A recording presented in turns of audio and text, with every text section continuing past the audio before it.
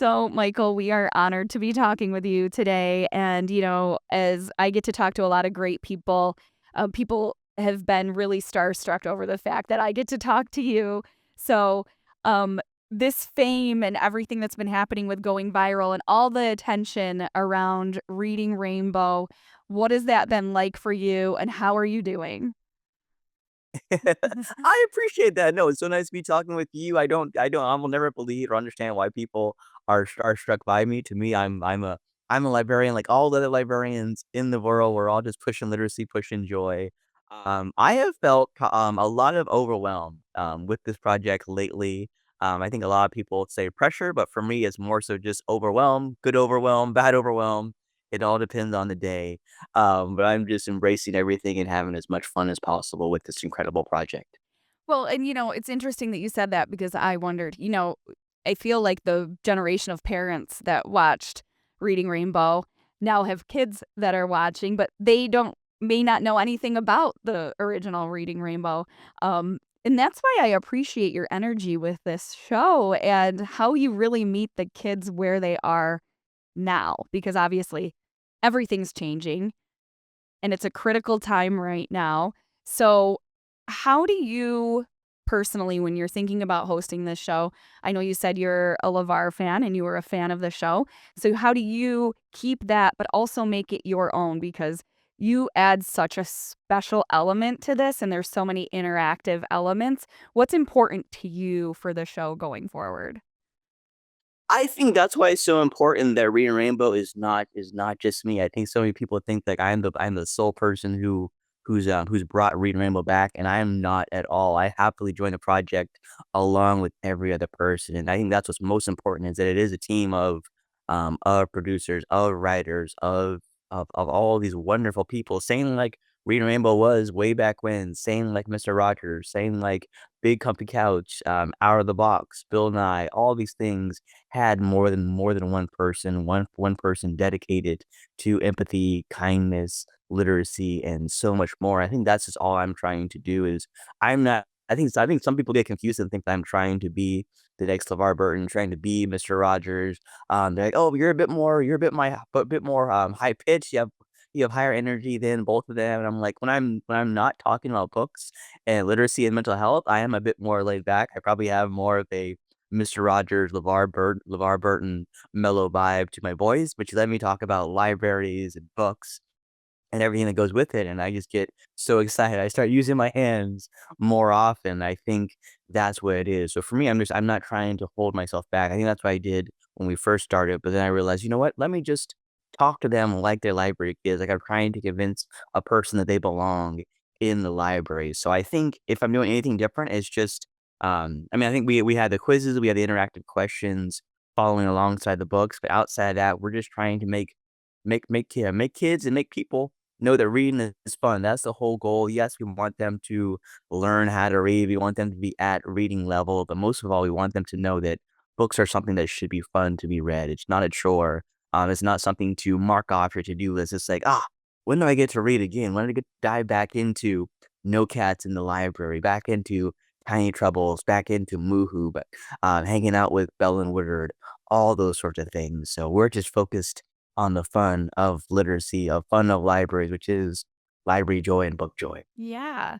Well, and you are Mychal Threets. You are your own person hosting a show. And, you touched on so many of the important elements of the show, which I do want to talk about more.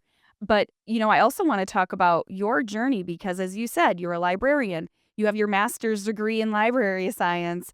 So, that transition from being in a library and then hosting a show, now you did have a viral moment some viral moments on TikTok, I know during COVID and some very kind moments of you dealing with library patrons. So what happened between being a librarian and hosting this show, and what did you have to do to prepare for that?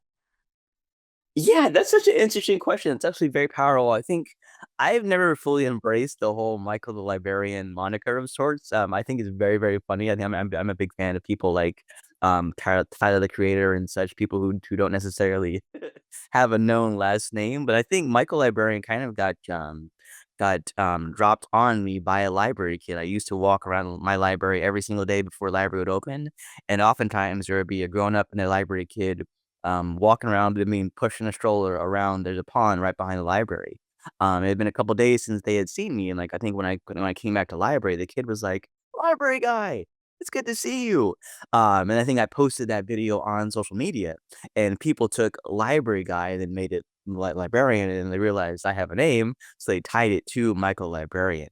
Um, Saying that's just a funny way. I think most people don't know that to me how I became Michael Librarian.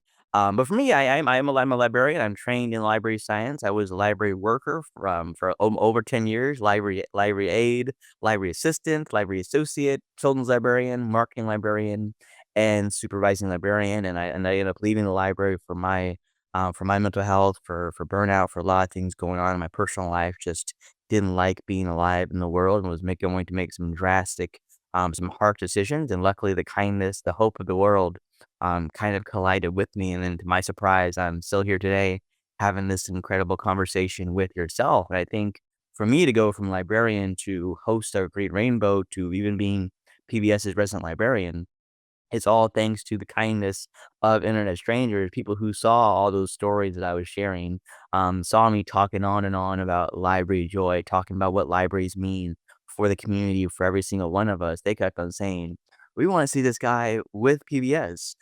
Maybe this guy can help out with Reading Rainbow." And I think all those various teams and myself saw those incredibly kind comments. And to all of our surprise, we were able to come together and now have me work on social media things with PBS and just, promoting public media, but also, I'll never get used to it is being the host, of Reading Rainbow. Every time I wake up in the morning, I'm just like, "Oh, maybe that was a fun dream. Maybe it's all over. Maybe I'm back to working at the public library." So, I will forever miss, working for one single public library. I'm actually considering, trying to get my credential to be a school librarian, but it's so very cool to be a part of this and just see what it means for libraries, across the nation to know that classrooms, daycare centers, families, loved ones are all watching Read 'em Rainbow together and uh, just reaching twice as high, being butterflies in the sky. Yeah. Oh, I don't know, I can't help but get choked up hearing you talk, and, I think it's funny that you said try to get your credentials to be a school librarian. I think if there's anybody in the universe that's more qualified for you to be a school librarian, it's you. Why, has it been important for you to talk about mental health and also incorporate that into discussions with children and into what you're doing now? It's so important for me to talk about mental health just because 'cause I've struggled with mental health for so much of my life. I'm diagnosed with anxiety, depression, panic disorder, PTSD, and nightmare disorder, amongst some other things. So it just has been a very I'm 35 years old. I know I'm far older than people often think. I'm not old at all, but I'm much older than people think I am. And most of those 35 years have been struggling with various aspects of mental health, even as a kid not realizing what was going on in my life, not realizing what those struggles were. I think having depression as a child, having panic attacks and anxiety attacks and not knowing what they were, just thinking that, oh, I was having trouble breathing. That was like I was getting dizzy. But it was most likely a panic attack. So for me, it's something that I didn't get to address most of my life, and it's no fault at all of my grown-ups. They did all that they could. They helped me. They've gotten me this far. They're the reason that I'm alive, in addition to all those wonderful library people. But for me, working in the library, especially public library, I saw people who were on their worst, who came into library on their worst days so often. These would be regular people. They're house people, unhoused people, people who were just suffering, and I was their first contact, me and my staff. We would just have conversations with them. We would say, "You're not invisible. I see you. You're here. I'm glad you're here. We're gonna do all we can. If you just want, me to mind my own business and stop talking to you, it's gonna be really hard, but I'll go bother somebody else." But I think just hearing people's stories, just listening, giving them a chance to tell their own story has always meant so much to me, and I think that's what talking about mental health does. Me and my friend Blair Monty have a podcast called Thoughts About Feelings, and we ask people all the time, "How are you really?" Because so often you ask someone, "How are you?" and it's, "Oh, I'm good. I'm fine." or no response, but we want people to say, I am unhinged. I'm riddled by anxiety. I am feeling all the chaos today. We want to expand on that conversation. That should be the new version of small talk. And I think to the last portion of your question about why it's important for kids is because kids also suffer from all these things. I suffered with mental health as a kid. Is to the extent that I pursued, assessments for autism and ADHD, and there are things where I'm just like, "You know what? I have questions about my mental health, about my life. Like, I can't have suffered from just all these things, as a child, as a teen, as an adult. Maybe I did. I have no idea. That's what I'm learning. I'm on this journey, but I know that kids are also feeling these things. I go to kindergarten classes, I go to 1st grade, 2nd grade, 3rd grade, and they ask me about anxiety because they see my videos. They ask like how it can help their own anxiety. What can they do for their panic attacks? And I tell them I am not a professional, but this is what helps me. And then I ask them, what helps you when you're having anxiety, when you're having a panic attack? And they almost always have answers, even if it's I say the names of my favorite dinosaurs. I talk about Pokemon. I think I did a talk not too long ago, and K-pop Demon Hunters had come out, and they're like, I sing the K-pop Demon Hunters soundtrack. All these things that you're like, you know what, adults, we think so complicated, so complex about how to deal with these things, and these kids are just like, just talk about dinosaurs, talk about Pokemon, Yeah. sing your favorite song, Yeah. and I think though having those conversations just it puts so much hope and joy on mental health. I think we often think that mental health is only ever a struggle, but we're supposed to have positive mental health. I think that's something that's forgotten, and the more I talk to kids, more I talk to adults seriously about mental health, the more I have hope that there is a day where we all can embrace it, where it's okay to not be okay, and that's how we eventually get to being okay. Well, I respect that on a lot of levels because I think it's, until recent years, mental health hasn't been talked about, especially in males, especially in certain populations. And, you know, the great thing, one of the great things about kids is they're very honest and they're very in the moment and they feel how they feel. And, sometimes as adults, we don't feel okay to do that. So to bring that out in them and those grounding techniques, like you were talking about dinosaurs. And so what would you want? What do you wish someone would have told you when you were a kid and maybe experiencing these things? What would you have wanted, or what can you tell grown-ups that they maybe should be doing for their kids, or maybe tricks or ways to incorporate maybe fun things and literacy into mental health? I wish I that's yeah, I haven't really thought about it too much, but I think just off the top of my head, I wish that more conversations would have been had with me when I was a kid just about mental health in general, about just feeling a certain way about the majority of people experiencing anxiety and nervousness at some point in their life. I think when I was a kid, mental health was essentially either you were fine, you were supposedly fine, or it was schizophrenia. That was it. Those were the two realms that people who didn't necessarily suffer directly thought about mental health. And I wish that just it would have been more known that you can just talk about mental health in general, to say your mental health is as important as your physical health, that your brain is going to hear some things, that some people have an internal voice, they have an inner monologue, some people don't. So almost like an FAQs as a kid of mental health, just those common questions, those just making it normal is what I would have wished that would have happened. And again, no blame to the adults, the grown-ups in my life. It just wasn't something that happened because of the stigma that you were referring to. I think for today, I don't have any direct advice, but I always just encourage people just to listen as much as possible. I think our fear, our worry gets ahead of us so often that, as grown-ups, as adults, we're supposed to be the ones that have the answers, that have this insight, that have this advice, and we forget, how honest kids are, that if we give them a chance to say what's going on in their life, they will happily deliver a TED Talk on mental health to us, with just one question. I think we need to give them the opportunity to deliver their Yeah. deliver their TED Talk to say, "What's going on in your life? How are you really?" To ask more people, "How's your mental health?" I've asked adults that question, in podcast interviews, "How's your mental health?" And you can just see them kind of be very taken aback because no one's ever asked that question before. I think if you start it when people are a kid, they start to develop an answer and they start to develop an understanding. and they know where their base level of mental health is at, and then you can expand from there. So I don't think it's a cop out, but it feels like to me the best thing to do is just to have a conversation with your kids, with the people in your life, not to assume that they're suffering, but to give them a chance to know that it's okay if they are suffering, if they are struggling. And then maybe they'll be like, I'm fine. I'm Yeah. watching my show. I'm reading my book. Can you stop talking to me for a second? I was actually having a good internal internal monologue already, but just to go from there. I think there's so many. I think we make things so complicated because of what's going on in the world, but some things are much easier to our surprise.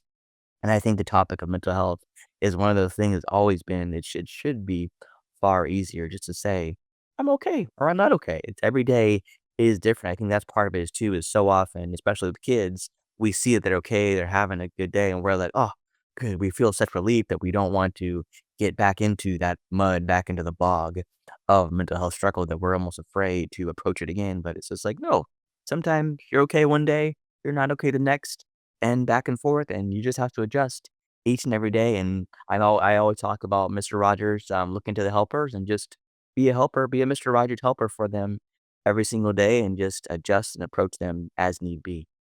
Well, and, I think that for as much as we have a responsibility to teach kids, we can also learn a lot from them, including a lot of the things you were just saying. Um, and there is an idea of libraries and reading being a mirror to children. So they need to see themselves in the stories, or they need to go into a library or a bookstore and find stories that are about them. So how do you bring this into the show and, including book selections and activity selections? I love the activities you do and the interactive things. So how do you go about making sure that kids can see themselves in Reading Rainbow? Yeah, you know what? I think that's something that I think we're intentionally focused on it, in bringing Reading Rainbow back to the world, but it's also something that we didn't try to focus on right away directly as much as possible. We more so wanted to just introduce as many books as possible. I think, for me to be the host, I think it's, if people know who I am, they know, how much I care about representation and diversity and belonging in books and libraries. I think me being a triracial person, being Black, Mexican, and white, we don't talk about it directly in the show, but it's something that I've talked about publicly, online and in library talk, just because I'm so proud of all of my grandparents. I'm so lucky to have grown up with multiple grandparents, and I never stop talking about them. I think it just shines through on Reading Rainbow, just in the various guests that we have narrating the stories, that we have doing the activities, with the library kids, with me and the library kids, all of us, looking different, but being similar, and just, having joyful conversations together. And then in the books, just having, just trying to create, different books. Just say, hey, these different people wrote the story. They illustrated stories. These are them. These are the books. These books are at the library. They're at bookstores. And I think that's the ultimate way that we can kind of start to show people that they belong in books. Every single person viewing the show, through those books, is by getting them to go to the library. Mhm. I think that's my favorite, those are my favorite comments, messages I've gotten since people have seen the episodes is, "Oh, I took my kids to the library. They wanna know if Michael Librarian is at this library."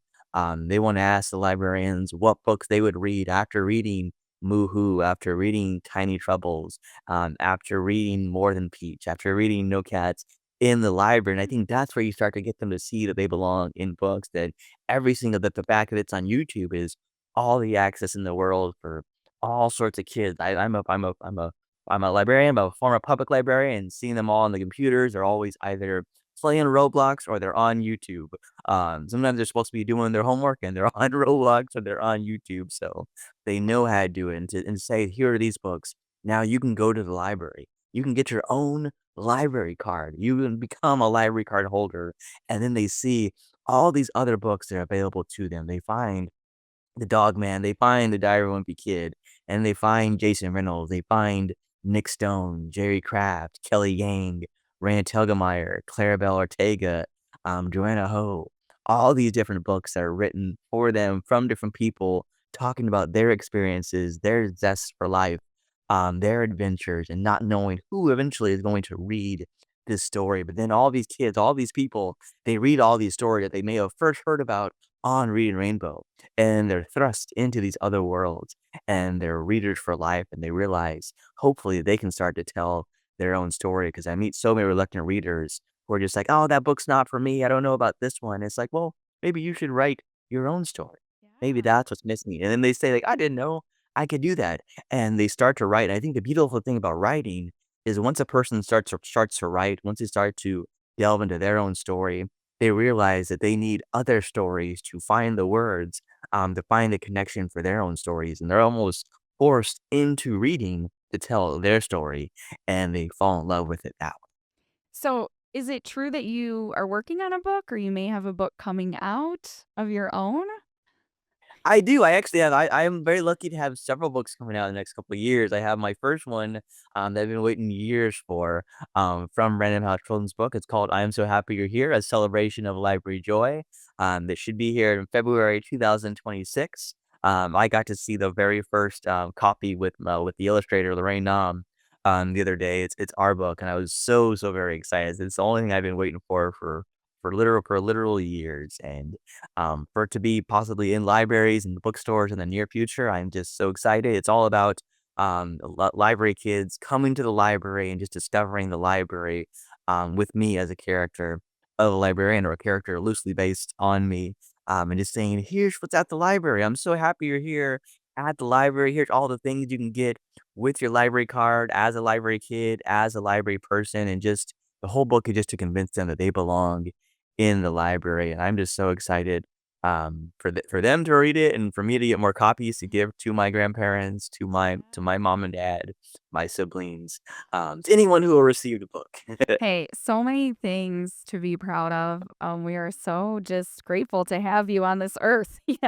Um, so, you know, Reading Rainbow has become this pop culture icon in its own way, and then you are now, in that pop culture realm. So how do you feel that pop culture influences reading, especially in kids? Like you mentioned K-pop Demon Hunter and, some of the other things. Do you see it as a good influence? Because there's also the side of like screen time and some of the things that you were talking about. So how can we use pop culture to influence young readers? No, it's such a controversial question, but I don't think I mean, I feel like I'm biased as now, like you said, I'm now part of a pop culture thing, but I've never felt anything was wrong with it. Again, I've encountered so many people who are reluctant readers, either just because they honestly haven't found the right book, or it's because they could have just found out they're autistic, they have ADHD, dyslexia, or they may not know these things, and that's what's going on in their life. I have no idea what the particular reason is, but I know that our people who often struggle trying to find that book to get them hooked on the joy of reading. And I think that's honestly where pop culture comes in. I mean, I've met so many people who are now readers because there are books about Steph Curry, books about Carmelo Anthony, books about Kevin Durant. They're like, "What? No way! Why didn't anyone tell me there were books about these people?" And their teachers and their school librarians are like, "We told you that. Don't lie to this librarian. We told you multiple times. He's just a new person talking to you." But even again, talking about Pokemon, same thing. They're just when they find out there's Pokemon books, 'cause you can't see all my tattoos, but I'm covered in tattoos. And some of them are Studio Ghibli. So you introduce a Totoro book to kids, and they're like, "Ah, my mom and dad love Totoro. They talk about it all the time. Now I love Totoro, and now there are books about Totoro. That's so cool." Yeah. And then same thing from Marvel and DC. You introduce, Batman and Spider-Man, and there's kids who love, Chadwick Boseman and the Black Panther, and they're like, "Yes, I need to read all these books." There's Yeah. these adaptations as Miles Morales in these graphic novels, in these chapter books, and they're like, "Okay, now I'm interested. Now I'll get this book." And being at the library, you get to tell them, and I think this is something that so many grown-ups forget to do when they visit the library, is they forget that you can borrow more than one book from the library. Yeah. So their kids want these graphic novels. They wanna read Dogman for the 11th time, and their grown-ups are like, "You gotta pick a new one." And they're like, "But I wanna read this one." And I try to come in very respectfully and be like, "You know what? They can get the Dogman book, the Magic Tree House book, and this 4.2 grade level book you want them to get. they can get and I don't tell them that they need to get up to 50. I'm just like, they can get 2 or 3, That's and so they'll get wild. there, and I it is, it's just 'cause they're just like, "Don't tell them that, because 'cause they're gonna get 50 every time, and then you're gonna grow up like I did with a mom who ended up taking 100 books out of the library every single time, just taking away all the resources, but I know I think I just so many people are I mean, screen time is a valid concern, but I think I've learned, and I don't have any kids, but I learned talking with friends who do, talking to people at the library, talking with homeschool families, they're going to find ways to have screen time. Most often it's going to happen. So why not encourage them to look to things like Reading Rainbow, to look at things like Miss Rachel, to say Sesame Street has been everyone's favorite street all this time, to watch Mr. Rogers joy and wisdom and hope all over again, but to bring it back to books and say, yes, this is where it's at. This is where you get to dive into Charlotte's Web. You get to read The Bridge to Terabithia, Beverly Cleary, Lewis Sacker's Holes, and the sequel, Small Steps. Even if you, I mean, so many people are still reading Holes by Lewis Sacker. I love Holes so much. One of my cats that you may have been hearing, her name is Kissing Cat Barlow, I named love after it. Kissing Kate Barlow. And even now, I think they're considering creating a new TV show based on Holes, and that's something where you can tell these kids, like, "Hey, look, this show's coming out soon, but it's also based on this book. Let's read this book before you start to watch these episodes." Yeah.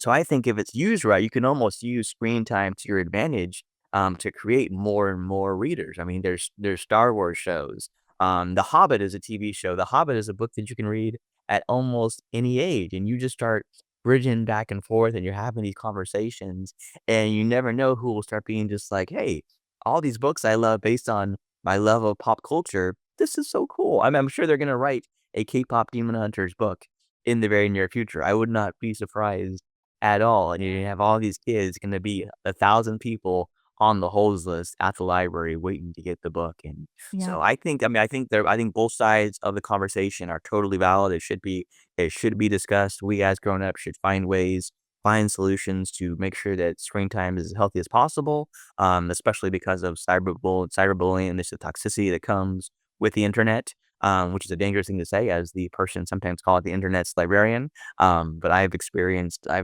all sorts of things through it, and I just think that there's so many ways to make people readers, and pop culture just happens to be a very, very fun way to reach all these kids who have every capability and are worthy of being readers. Now I'm so proud to be a part of it with you all with Buffalo Toronto Public Media, with all public media. I'm a big fan. I mean, I have a tattoo of Arthur Reed's library card, so I'm public media through and through. It's what I grew up on. My main screen time was Mr. Rogers, Bob Ross, Dragon Tales, Wishbone, and LeVar Burton, and Reading Rainbow as my cat is one of the Machine Gun Kitty. She joins us.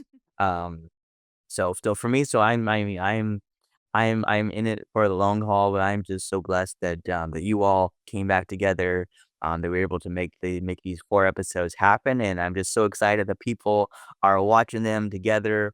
There are kids who are seeing it. I've actually had a couple of kids come up to me, different libraries, and kind of pause and be like, "I've seen you before. You're the rainbow person." So, no matter what, I will always just have been blessed just to play this small role. Again, I believe like my main heroes are Mr. Rogers, Steve Irwin, Bob Ross, and LeVar Burton with Dolly Parton, a very close fifth. Yeah. So just to do something that all those wholesome people were involved in, which is empathy and kindness and joy and literacy, which is what all that Reading Rainbow seeks to do. I will never get over it. Always be thankful to have played this role. Thank you so much, Michael. That was great. You're awesome. Thanks again for doing this, and taking the time out because we just really appreciate you, and I love the show. I watch it with my son. It's a great experience, so thank you for working so hard. Oh, no, my pleasure. It's so exciting, and thank you all for helping bringing it back. So, anytime you can check in, I would love to have conversations and just keep on reminding people to get out there and take care of themselves and to read all the things and to find new ways to ingrain pop culture and so much more and just keep on following the rainbow and loving their true selves. Enjoy the rest of your day, Michael. Thanks again. All right, you too. Tell your son I said hello. All right, I will.